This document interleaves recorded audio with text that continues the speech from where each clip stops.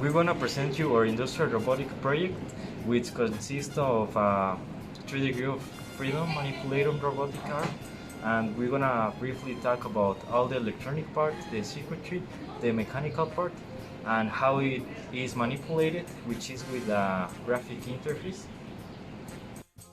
Talking about the mechanical part and how it was built, we designed this base, which is a kind of box. We take into consideration all the cavities needed in order to have a good attachment from our motor and the base.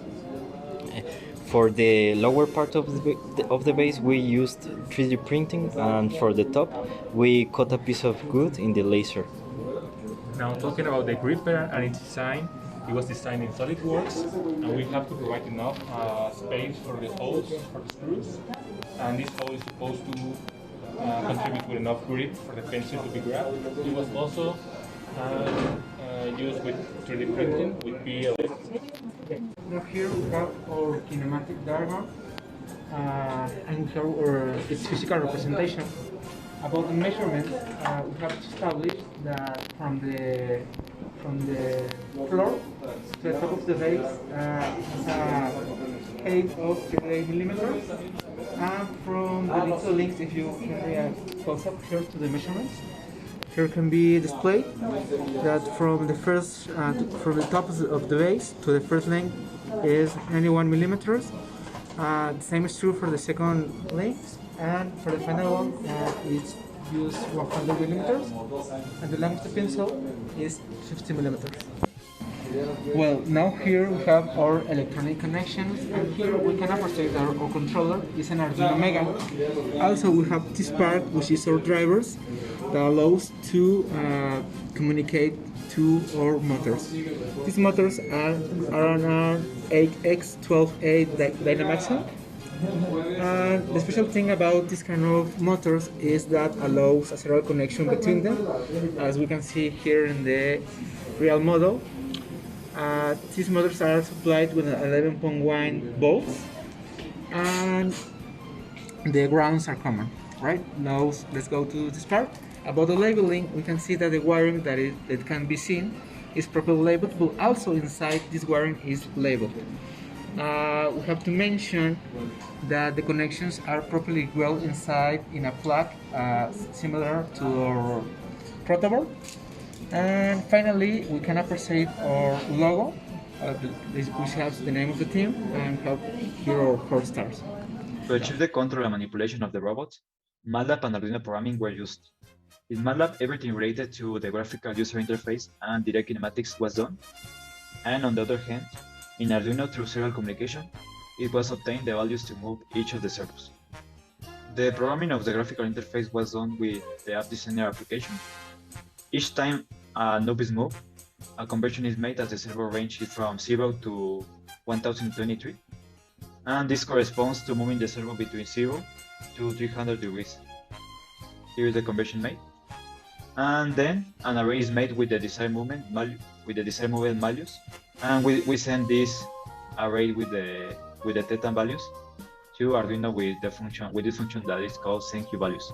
To calculate the direct kinematics, we have to make a conversion between degrees to radians, and we also use the DH parameters.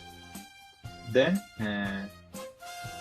we use this other function to calculate the direct geometrical model and to obtain the position of the end effector and the variables to plot. Finally, the Arduino detects when the array with the values for the movement of the motors arrives by using less than and greater than signs at the beginning and the end of the array. And after receiving this array with the less than and greater than values, signs, we separate the data between the different thetas and we move each of the motors. So this is our graphic user interface, in which we have the manual mode, the forward kinematics mode, and another tab to choose the inverse kinematics mode. But right now we are only focusing on the forward kinematics mode. Here we can select the angles that we want our robot to work. This is for Q1, as you can see it moves, Q2, and Q3. That's good. So right now we chose these angles, and once we click calculate, we get the results, and now we are going to measure them. So as you can see in Z it's 13.5. So in X it's about minus 5.5. And as you can see for Y it's about 8.1 millimeters. So measurement 1 is exactly as we measured. This is our point 2. In Z is 2 centimeters. In X is about 8.7 millimeters. In Y is really close to 1. It is congruent with point 2. This is our point 3. 1.7. 12.2 and minus 1.7. Everything is right. Now we're going to draw. During this project, we applied those concepts seen in class about the DGM and the DH parameters and how those variables help us to find the position of a robot. In this case was the 3 degree of freedom manipulator R, but we look forward to apply these concepts in future projects and maybe an 6 degree of freedom R.